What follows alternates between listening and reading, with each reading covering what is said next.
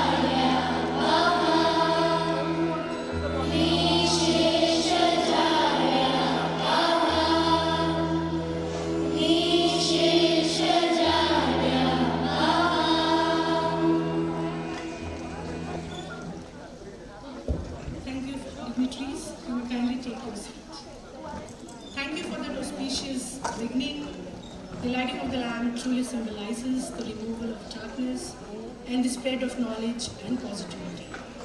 Today is a moment of inner reflection and awareness. The Bhagavad Gita reminds all of us what matters most is not what we show outside, but what we hold within. Often expectations quietly shape all of us and sometimes create unseen pressure. So today, this chanting is not just music, but it's a gentle invitation to all of us to pause and reflect.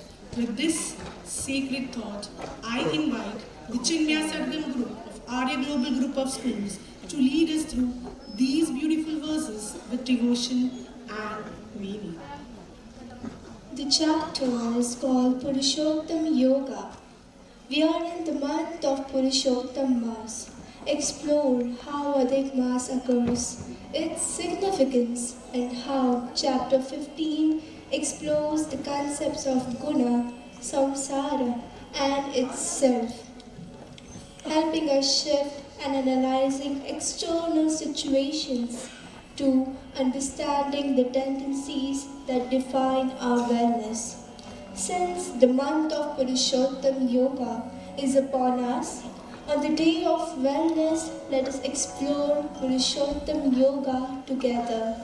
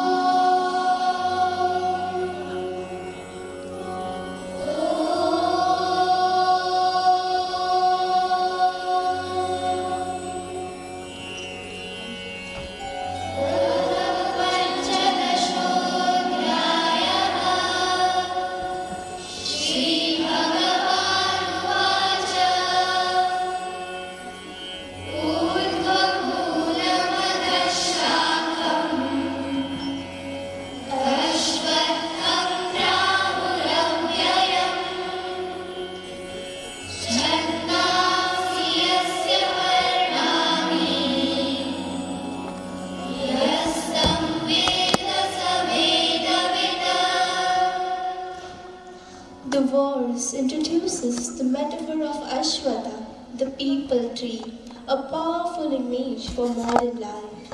Our emphasis is often on the visible tree, branches, and leaves we see around us. Our deepest assumptions may be I must be approved, I am what I achieve, I cannot live alone, I need more. These beliefs create attachments to status, relationships, possessions, and recognition.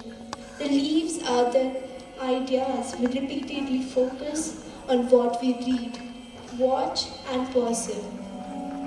These either nourish clarity or create confusion. The point is not to find fault, but to eventually view life with detachment and reroute ourselves in what is higher and steadier.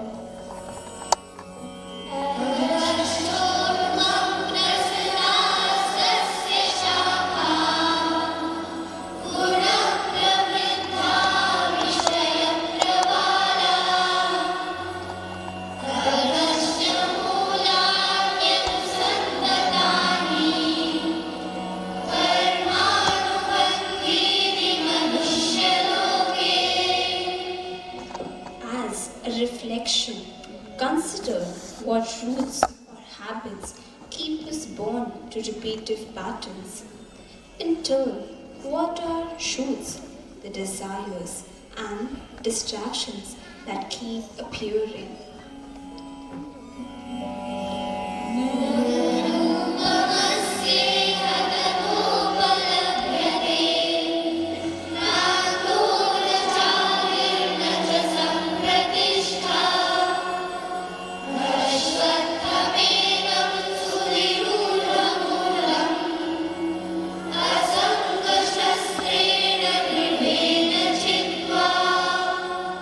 The imagery of Ashwatha tree captures the endless cycle of worldly existence or samsara.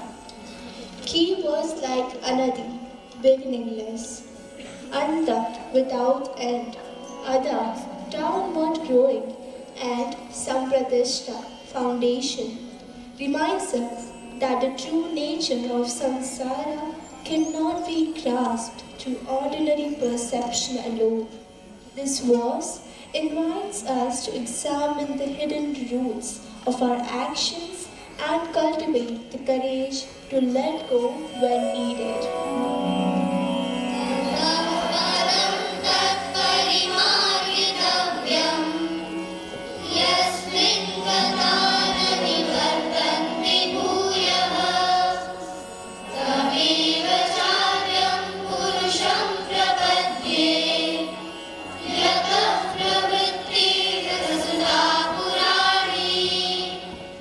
Once true knowledge is gained, the mind cannot return to ignorance.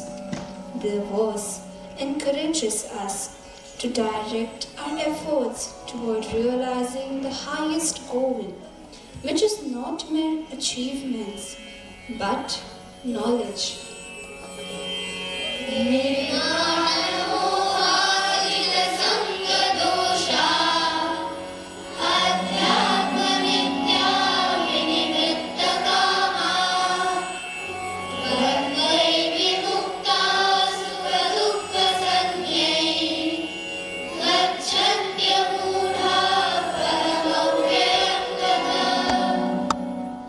This verse invites practical reflection.